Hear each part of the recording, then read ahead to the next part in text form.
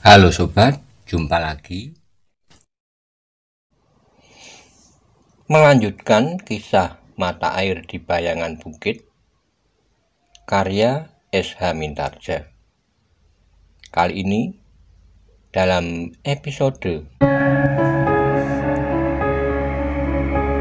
Jeliteng dan kawannya membantu Kiai Kanthi. Selamat menikmati. Salam budaya.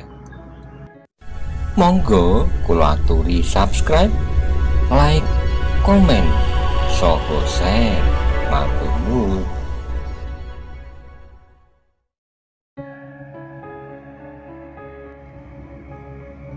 Seperti yang pernah aku ceritakan, potong Jeliteng. Kawan-kawannya hanya mengangguk-angguk kecil. Sekilas dipandanginya Swasti yang sama sekali tidak acuh terhadap mereka yang sibuk dengan kerja itu. Namun ada semacam kekhawatiran untuk meninggalkan gadis itu seorang diri. Tetapi ketika anak-anak muda itu melihat ayah Swasti tidak mencemaskannya, maka mereka pun mencoba untuk tidak mencemaskannya pula. Sejenak kemudian maka Kiai Kanthi, Jeliteng dan beberapa orang kawannya telah meninggalkan tempat itu. Sementara Swasti masih tetap duduk di tempatnya tanpa berpaling. Beberapa saat lamanya Jeliteng dan kawan-kawannya menuruni tebing. Seperti saat mereka manjat naik, maka Jeliteng telah memilih jalan yang paling mudah untuk dilalui. Karena kawan-kawannya bukannya orang terlatih untuk mendaki bukit, menuruni lereng terjal dan keterampilan kanuragan yang lain. Tetapi mereka tidak perlu mencari-cari lagi, mereka telah membicarakan bagian yang manakah yang akan mereka tandai sebagai tempat yang akan dibangun sebuah padepokan, dan kelak di bawahnya untuk membuka tanah persawahan dan ladang. Dalam pada itu Swasti masih tetap duduk di muka perapiannya. Ia mencoba memikirkan masa depan yang belum terbentuk baginya. Namun sebagai seorang gadis maka ia pun mulai berangan-angan. Sekali-kali tangannya menyentuh ranting-ranting kecil yang sedang menyala. Dengan jari-jarinya yang panjang, gadis itu kemudian bermain dengan bara-bara kecil yang pecah menjadi abu yang panas. Tapi tangan Swasti agak terbiasa dengan panas di padepokannya yang lama. Ia berlatih dengan pasir.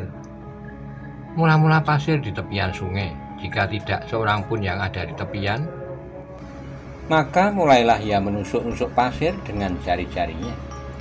Namun kemudian ayahnya memberikan latihan-latihan yang lebih berat. Pasir itu dipanasinya dan latihan-latihan berikutnya dilakukan di tempat tersembunyi. Karena itulah maka jari-jari Swasti bukannya jari-jari seorang gadis yang halus dan lentik. Namun setiap orang tentu mengira bahwa gadis itu terlalu banyak bekerja berat, sehingga jari-jarinya menjadi kasar. Namun dalam pada itu Swasti terkejut ketika ia mendengar desir mendekat. Telinganya yang terlatih segera mengetahui bahwa seseorang sedang berjalan ke arahnya. Bukan seseorang yang dengan bersembunyi merunduknya, tetapi seseorang yang berjalan agak cepat. Swasti selalu ingat pesan ayahnya agar ia tidak memperlihatkan kemampuannya pada orang-orang lain. Bahkan ayahnya pun selalu berusaha untuk merendahkan diri dalam olah kanuragan. Karena itulah, maka untuk mempersiapkan diri ia berpura-pura melakukan sesuatu. Perlahan-lahan ia berdiri dan melangkah mengambil seonggok kayu kering untuk dibawa ke dekat perapian. Tapi Swasti kemudian berdiri tegak sambil menggeliat setelah ia melemparkan seonggok kayu itu. Bagaimanapun juga gadis itu harus mempersiapkan diri karena yang ada di tempat itu hanya ia sendiri, tanpa ayahnya dan tanpa orang lain. Swasti tahu pasti dari arah mana suara itu datang, dan ia pun ternyata telah berdiri menghadap ke arah itu. Tetapi Swasti menjadi berdebar-debar ketika ia melihat seorang yang menyibakkan dedaunan. Seseorang yang pernah dilihatnya di saat ia datang lewat bulak persawahan di Lumban. Kemudian orang itu datang lagi untuk menolongnya dari kegarangan seekor harimau, hampir bersamaan waktunya dengan kedatangan Jeliteng. Tapi karena Jeliteng kemudian berhasil melihat permainan ayahnya yang menekan pusat nadinya, sehingga ia tidak dapat berbuat banyak, Maka Jeliteng sama sekali tidak menampakkan dirinya pada saat itu. Daruwerdi, ia berdesis di dalam hatinya. Sementara itu Daruwerdi telah berdiri termangu-mangu, dilihatnya Swasti menundukkan kepalanya dalam-dalam tanpa menyapanya. "Hei, bukankah kau gadis perantau itu?" Daruwerdilah yang kemudian bertanya. "Ya," jawab Swasti pendek. "Di mana kakek tua itu?" "Pergi." Daruwerdi mengerutkan keringnya. Jawab gadis itu terlalu pendek bagi pertanyaan-pertanyaannya. Namun Daruwerdi mencoba untuk mengerti bahwa gadis itu tentu jarang bergaul dan merasa rendah diri. "Kemana kakek tua itu? Maksudku pergi kemana?" desak Daruwerdi. Swasti termangu-mangu sejenak, namun ia pun mengerti bahwa kehadirannya tentu bukannya rahasia lagi bagi orang-orang Lumban. Ternyata Jeliteng telah membawa kawan-kawannya dan bahkan ia sudah minta izin kepada Ki Buyut di Lumban Wetan dan Lumban Kulon. Karena itu maka jawabnya kemudian, "Ayah pergi bersama Jeliteng." "Dengan Jeliteng?" Daruwerdi mengerutkan keringnya. "Hanya berdua?" "Tidak," jawab Swasti masih terlalu pendek sehingga Daruwerdi mendesaknya. "Dengan siapa lagi?" "Anak-anak muda dari Lumban, 3 atau 4 orang." Daruwerdi menarik napas dalam-dalam. Ia memang sudah mendengar rencana Jeliteng untuk membantu orang tua itu membuat sebuah gubuk kecil. "Dan kau sekarang sendiri?" bertanya Daruwerdi tiba-tiba. Swasti menjadi ragu-ragu, tapi kemudian sambil mengangguk ia menjawab, "Ya, aku seorang diri." "Gila? Kau sudah gila, dan kakek itu pun sudah gila. Bukankah kau hampir mati dikunyah harimau saat kau datang beberapa hari yang lalu? Dan sekarang kau tinggal seorang diri di sini." Swasti kebingungan sejenak, tapi jawabannya kemudian seperti yang sering diucapkan ayahnya. "Aku dapat manjat jika ada seekor harimau yang datang. Aku akan manjat pohon itu sampai harimau itu pergi. Kalian memang orang-orang yang tidak mengerti bahaya yang selalu merundukmu. Kedunguanmu itu dapat membunuhmu." Swasti tidak menjawab, tapi kepalanya tunduk semakin dalam. Kali-kali ia memandang ujung kaki Daruwerdi meskipun kaki itu kotor oleh lumpur. Namun ia melihat kulit anak muda itu agak berbeda dengan kebanyakan anak muda Lumban. Kulit Daruwerdi nampak lebih kuning dan cerah. Tapi Swasti tidak berani mengangkat wajahnya dan memandang tubuh Daruwerdi lebih tinggi lagi selain mata kakinya. "Sebaiknya kalian meninggalkan tempat ini," berkata Daruwerdi tiba-tiba. "Daripada kalian buat gubuk kecil di antara daerah perburuan beberapa ekor harimau, mengapa kalian tidak tinggal saja dekat pedukuhan? Apakah Jeliteng tidak pernah mengatakannya demikian?" Swasti mengangguk kecil, jawabnya, Ya, apa yang kau maksud? Jeliteng pernah berkata demikian." Daruwerdi menarik napas dalam-dalam. Gadis ini agaknya terlalu sulit untuk diajak berbicara. Karena itu maka katanya, "Ke arah mana kakek itu pergi?" Swasti termangu-mangu jenak, namun tatapan matanya mengarah ke semak-semak yang tersibak. "Ke sana maksudmu?" desak Daruwerdi. Swasti mengangguk kecil. Daruwerdi tidak menunggu lebih lama lagi. Tanpa minta diri, ia pun segera melompat menyusup ke dalam gerumbul-gerumbul perdu di antara pohonan hutan dan kemudian menghilang. Sejenak Swasti termangu-mangu. Daruwerdi mempunyai kelainan dengan anak-anak muda di Lumban. Sikapnya, kata-katanya, dan pakaiannya. Jeliteng juga bukan anak Lumban. Tiba-tiba saja Swasti memperbandingkan keduanya di luar sadarnya. Tetapi Jeliteng telah luluh dan menyatu dengan anak-anak muda Lumban, sedangkan Daruwerdi nampaknya masih tetap memelihara jarak itu. Swasti mengerutkan keringnya sejenak. Kemudian ia bertanya pada diri sendiri, tetapi apakah Daruwerdi mengenal siapakah Jeliteng sebenarnya? Namun dalam pada itu, ketika Swasti menyadari apakah yang sedang diangan-angankan, wajahnya terasa menjadi panas. Meskipun tidak ada seorang pun, tetapi rasa-rasanya setiap lembar daun memandanginya. Sambil tersenyum, seekor burung yang berkicau di atas dahan yang rendah rasa-rasanya telah menyindirnya dengan lagu yang nyaring. Pergi kau, bentak Swasti sambil melempar burung itu dengan kerikil. Burung itu melompat ke dahan yang lebih tinggi, tapi Swasti tidak menghiraukannya lagi. ketika burung itu kemudian berkicau lebih keras. Sementara itu Daruwerdi telah menuruni tebing bukit itu dengan tergesa-gesa. Dengan mudah ia dapat mengikuti arah Jeliteng bersama Kyai Kanthi dan beberapa orang anak muda Lumban. Sehingga karena itu maka sejenak kemudian Daruwerdi telah menemukannya. Ketika Daruwerdi muncul dari balik gerumbul, maka Jeliteng pun menyapanya. "Hei, marilah Daruwerdi, kami sudah mulai." Daruwerdi tidak segera menjawab, tetapi diperhatikannya tempat sekitarnya. Ia melihat berapa batang patok telah ditancapkan di antara pohon hutan. "Jadi kalian akan tetap membuat gubuk itu di sini?" bertanya Daruwerdi. "Ya, tempat ini sudah cukup rendah. Jika Kyai Kanthi ingin pergi ke Pedukuhan, maka ia tinggal menuruni beberapa lapis padas. Tetapi tempat ini tetap merupakan tempat yang berbahaya. Setiap kali seekor harimau akan lewat." Daruwerdi berhenti sejenak, tapi ketika Kyai Kanthi akan menjawab, Daruwerdi mendahului. "Kau tentu akan mengatakan bahwa kau dan gadis itu dapat manjat. Dan barangkali kau akan menceritakan sebuah dongeng tentang seekor harimau yang terasing karena menerkam seseorang." Kyai Kanthi mengerutkan keningnya, namun ia pun tersenyum sambil berkata, Ya, Nger, aku memang akan berkata begitu. Tetapi saat kau datang, hampir saja kau diterkam seekor harimau jika aku tidak datang menolongmu." Kyai Kanthi mengangguk-angguk, katanya tersendat-sendat.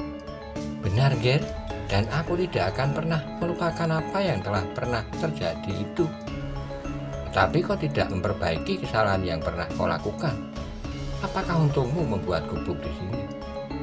Apakah tidak lebih baik jika kau tinggal di Pedukuhan? Kau dapat memilih apakah kau ingin tinggal di Lumban Wetan atau di Lumban Kulon." Kyai Kanthi termangu-mangu, namun katanya kemudian, "Anjir Daruwerdi, aku tidak mempunyai sabik tanah pun di daerah Lumban. Di sini aku akan berusaha untuk membuka hutan tanpa merugikan siapapun juga. Selain belas kasihan Angger Jeliteng dan kawan-kawannya yang bersedia membantu kami." "Kau orang aneh, kakek.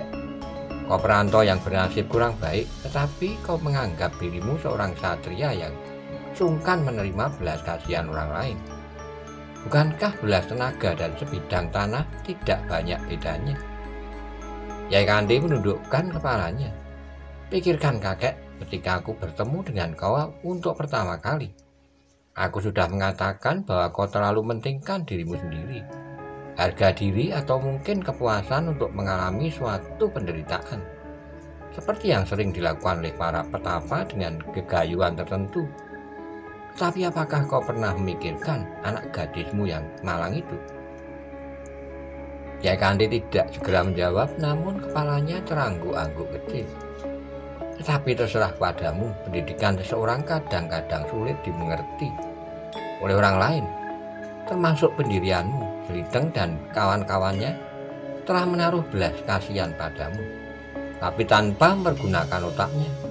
Mereka sudah berbangga bahwa mereka dapat menolongmu, tapi mereka tidak memikirkan kelanjutan hidupmu dan hidup anak gadismu itu." Kyai Kanthi masih menunduk. Jeliteng dan kawan-kawannya hanya berdiam diri sambil mengangguk-angguk kecil. Tapi Daruwerdi tidak tinggal lebih lama lagi. Sekali lagi ia berkata, "Pikirkan, jangan terlalu bodoh dengan mempercayai cerita tentang seekor harimau yang terasing. Jangan biarkan dirimu merasa bahagia oleh penderitaan hidup dan kesulitan rohaniah yang dialami anak-anak gadismu. Orang-orang masih akan memberi kesempatan." Daruwerdi tidak menunggu Kyai Kanthi menjawab. Ia pun kemudian meninggalkan Kyai Kanthi yang berdiri termangu-mangu. Salah seorang kawan Jelitenglah yang memecahkan kesenyapan.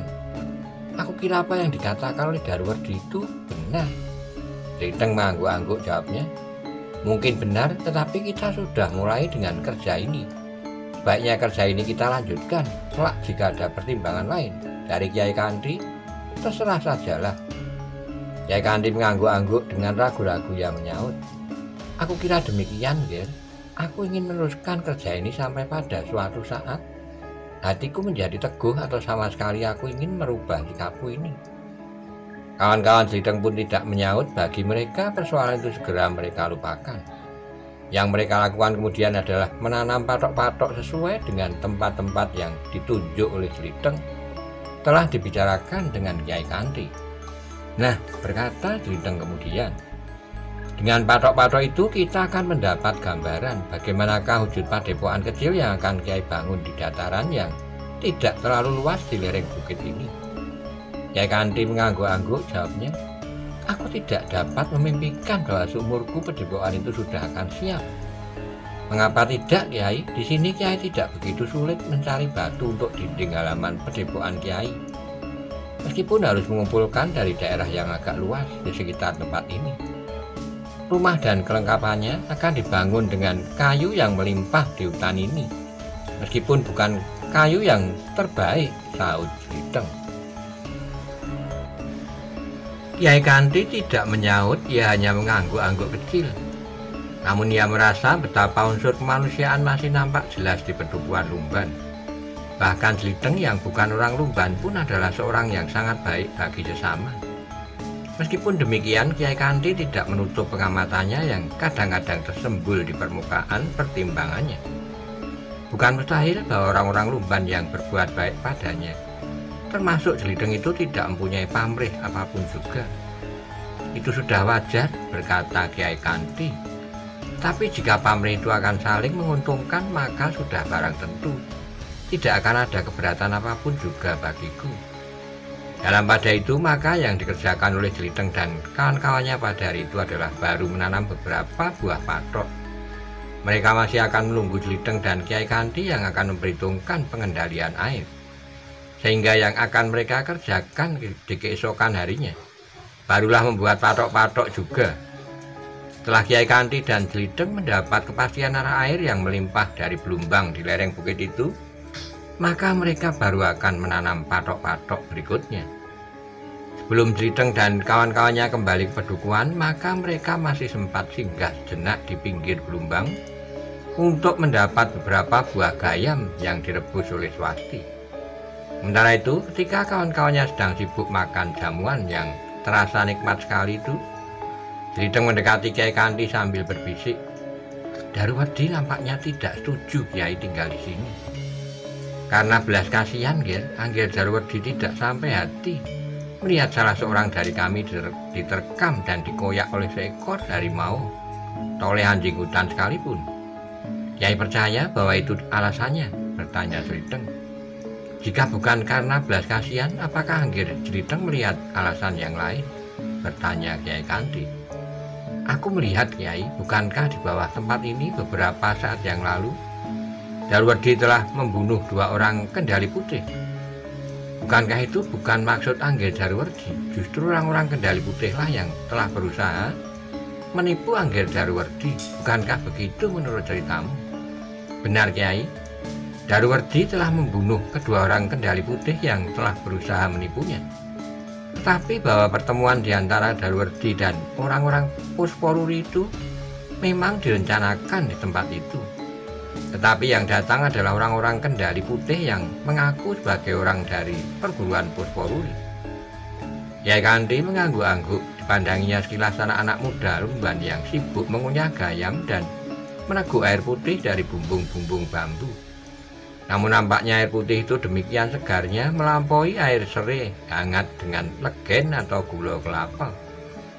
Angger, berkata Kyai Kanthi kemudian, apakah dengan demikian justru ada kesengajaan pula Angger memilihkan tempat bagi kami di lereng itu, agar kami langsung atau tidak langsung telah menjadi pengawas yang akan dapat membantu tugas-tugas Angger yang belum aku ketahui?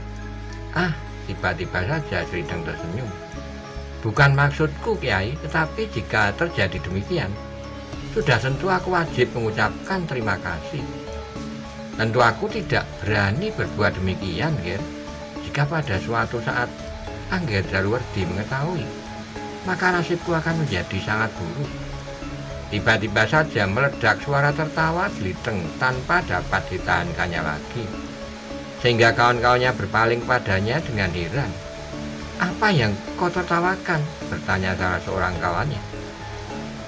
Jeliteng memaksa diri untuk berhenti tertawa, jawabnya kemudian. Kiai Kanti telah menceritakan pengalamannya yang lucu di kala mudanya. Apa? Bertanya kawan-kawannya.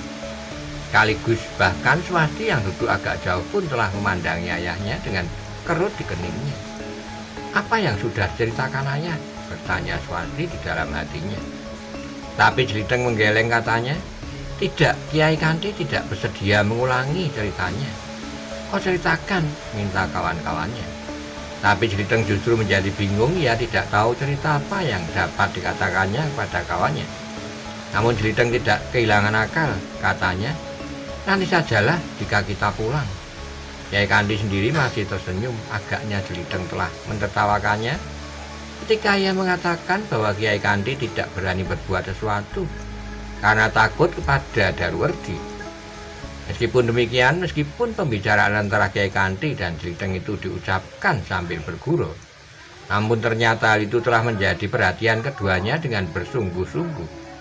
Di bawah dataran di lereng bukit itulah telah terjadi perjanjian antara Daruwerdi dengan orang-orang Puspoluri yang membicarakan masalah sebuah pusaka yang tidak diketahui dengan pasti. Ketika kemudian Jeliteng dan kawan-kawannya meninggalkan tempat itu, dengan bersungut-sungut, Swasti bertanya pada ayahnya, apa yang ayah katakan pada anak muda itu? Kiai Kanti mengerutkan keningnya, katanya, aku tidak mengatakan apa-apa. Tentu tidak, anak muda itu tertawa dengan serta-merta, desak Swasti. Kiai Kanti terpaksa menceritakan apa yang telah dipercakapkan dengan Jeliteng. Akhirnya katanya, yang penting Swasti, agaknya Jeliteng mempunyai pertimbangan sendiri atas letak padepokan itu justru karena sikap Daruwerdi. Swasti menarik napas dalam-dalam sambil duduk bersandar batang pohon. Dia mandang kejauhan, seakan-akan ada sesuatu yang dicarinya. Bagaimana pertimbanganmu, Swasti? Bertanya ayahnya sambil duduk di dekatnya. Anak muda yang bernama Daruwerdi tadi datang kemari. Tiba-tiba saja Swasti bergesis. Oh, sahut ayahnya. Dan kau menunjukkan arah kerja kami. Ia juga datang menemui aku. Ya, sahut Swasti. Apa saja yang dikatakannya padamu? Ia menaruh belas kasihan. Nampaknya ia seorang yang sangat memperhatikan kesulitan orang lain. Swasti seolah-olah bergumam pada diri sendiri. Kiai Kanti mengangguk-angguk, katanya. Ia memang menganjurkan agar kami pindah ke Pedukuhan Lumban. Tapi seperti yang aku katakan, Jeliteng mempunyai perhitungan lain atas sikap Daruwerdi itu. Bukan karena belas kasihan, tetapi berdasarkan atas kepentingannya. Mengapa ia berprasangka buruk? Tiba-tiba saja Swasti bertanya. Kiai Kanti mengerutkan keningnya, tapi ia pun kemudian menjawab. Bukan sekedar prasangka, Swasti. Jeliteng mempunyai perhitungan tersendiri. Aku tidak mengatakan bahwa perhitungannya itu tentu benar. Nampaknya ayah sudah berada di bawah pengaruh anak muda yang menyebut dirinya Jeliteng itu. Bukan begitu, Swasti, tetapi ia telah bersedia menolong kita. Ia sudah berbuat banyak. Tapi apakah kira-kira apa yang akan dilakukan seandainya aku tidak dapat mengimbangi ilmunya? Bahkan seandainya ayah berada di bawah kemampuannya. Sudah aku katakan, Swasti, dalam keadaan yang seakan-akan berkabut ini, kita memang saling mencurigai. Yang dilakukan adalah sekedar penjajakan, bukan benar-benar bermusuhan. Swasti tidak menyaut, tetapi wajahnya nampak menjadi buram. Sekilas terbayang kedua anak muda yang sebenarnya merupakan orang lain bagi Pedukuhan Lumban itu. Seolah-olah semakin lama menjadi semakin jelas sifat dan tingkah laku keduanya. Dalam pada itu, Daruwerdi yang telah berada di rumahnya duduk termenung sambil memandangi cahaya matahari yang seolah-olah masih bermain di halaman meskipun sudah menjadi semakin condong. Bentar lagi harus pergi ke Bukit Gundul untuk memberikan sekedar tuntunan pada anak-anak muda Lumban dalam olah kanuragan. Pekerjaan gila yang sia-sia, gumamnya. Tapi Daruwerdi tidak dapat menolak, bahkan ia pun mengharap bahwa dengan demikian perhatian beberapa pihak di luar Pedukuhan Lumban terhadapnya akan menjadi baur oleh sikap anak-anak muda Lumban. Tapi yang aku lakukan itu tentu merupakan sekedar lucon bagi orang-orang Kendari Putih, desis Daruwerdi. Sejenak Daruwardi masih merenung, namun sejenak kemudian ia pun bangkit sambil bergumam. Aku harus pergi ke Bukit Gundul, tapi malam nanti aku harus dapat bertemu dengan anak itu. Ia harus memberitahukan kepada orang-orang Puspururi. Hutan itu sudah dihuni orang. Sambil berjalan perlahan-lahan, Daruwardi masih berangan-angan. Tidak ada niatnya untuk menyingkirkan kedua orang perantau itu dengan kekerasan. Meskipun mereka berada di hutan itu, tetapi nampaknya mereka tidak berbahaya. Meskipun demikian, aku harus berhati-hati. Aku harus menemukan tempat lain yang lebih baik untuk berbicara dengan orang-orang Puspururi atau orang-orang dari pihak manapun. Namun Daruwardi mengerutkan keningnya ketika tiba-tiba saja tumbuh pertanyaan. Bagaimana jika orang-orang Puspururi menemukan perantau itu dan bertindak langsung sebelum aku menemuinya? Daruwardi menarik napas dalam-dalam, gumamnya. Aku tidak peduli, aku sudah memperingatkan kedua orang gila itu agar mereka menyingkir. Tapi hutan itu cukup luas. Jika orang-orang Puspururi atau pihak manapun juga tidak gila seperti kedua perantau itu, maka akan dapat diatur tempat lain yang lebih baik. Sementara itu Jeliteng pun telah turun pula bersama kawan-kawannya. Mereka masih sempat pulang sejenak sebelum mereka pun pergi ke dekat Bukit Padas yang gundul untuk berlatih olah kanuragan. Namun dalam pada itu sebenarnya lah bahwa Lumban tidak terlepas dari pengawasan orang asing. Justru karena kehadiran orang yang kemudian menetap di Lumban, maka ketenangan pedukuhan itu benar-benar telah terganggu. Dalam pada itu, selagi Daruwardi sibuk dengan anak-anak muda di dekat Padas, dua orang yang asing telah mendekati pedukuhan Lumban. Dari kejauhan mereka melihat dataran di bawah bukit yang dihampiri oleh tanah persawahan yang nampaknya tidak begitu subur. Mereka semuanya tidak pernah kembali, desis salah seorang dari keduanya. Daerah ini nampaknya seperti neraka, tanah gersang Bukit Padas yang gundul. Namun di belakang nampak bukit yang hijau karena hutan yang barangkali cukup lebat. Dua orang itu termangu-mangu sejenak. Pandanginya dataran yang luas terbentang di antara Bukit Padas yang gundul dan bukit yang berwarna hijau. Tapi dataran itu sendiri nampaknya seperti wajah orang yang sakit-sakitan, pucat dan gersang. Kita akan melihat-lihat keadaannya, berkata salah seorang dari mereka. Nampaknya pedukuhan itu memang menyimpan kekuatan yang berbahaya. Tentu kita tidak dapat mengabaikannya. Kok dengan bahwa orang-orang Kendali Putih yang pernah menginjakkan kakinya ke daerah ini juga tidak pernah kembali. Tapi mereka memang tidak berjanji untuk datang kemari. Berbeda dengan kawan-kawan kita yang memang sudah bersepakat untuk mengadakan sebuah pembicaraan penting. Percaya bahwa orang-orang Kendali Putih dengan sengaja telah melakukan kejahatan terhadap orang Puspururi. Semuanya tidak jelas, kita harus menyelidikinya, tapi kita harus berhati-hati. Mungkin kita akan dapat mendengar serba sedikit apabila kita sudah berada di tempat ini untuk beberapa hari. Sulit untuk menghubungi orang-orang di daerah kecil. Tiap orang baru akan segera dikenal dan karena peristiwa-peristiwa sebelumnya akan dengan mudah dicurigainya pula. Ada dua cara, kita menanggalkan pakaian kita dan menjadikan diri kita sebagai pengemis, atau kita dengan diam-diam mengambil satu atau dua orang dan membawanya ke hutan di lereng bukit itu. Kita maksanya untuk berbicara, kemudian mereka kita bunuh tanpa ada seorang pun yang mengetahuinya. Aku condong untuk memilih yang kedua, itu lebih cepat. Aku kira jika terjadi sesuatu di daerah ini, maka setiap orang akan segera mengetahuinya. Keduanya mengangguk-angguk lalu katanya, jika demikian marilah kita bersembunyi di hutan di lereng bukit itu. Kita menunggu seseorang yang mungkin akan berguna bagi kita. Tapi apakah kita akan melalui pedukuhan-pedukuhan yang tersebar itu menuju ke hutan di lereng bukit itu? Kawannya termangu-mangu, namun kemudian katanya, bentar lagi matahari akan turun. Kita akan melanjutkan perjalanan setelah gelap.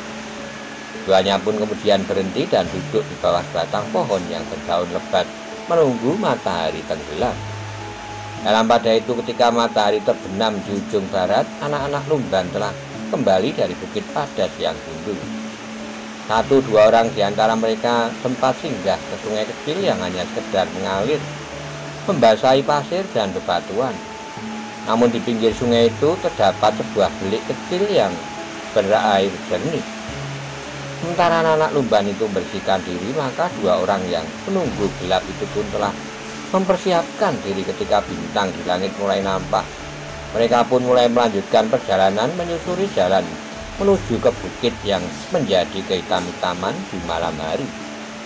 Adalah suatu kebetulan bahwa malam itu Jeliteng tidak berniat untuk naik ke bukit berhutan yang mempunyai mata air yang melimpah itu.